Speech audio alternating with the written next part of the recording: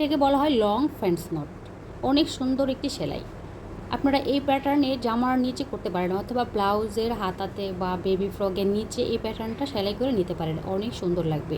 আর আমাদের পেজে অসংখ্য বেবি ড্রেসের ডিজাইন দেওয়া আছে, আপনারা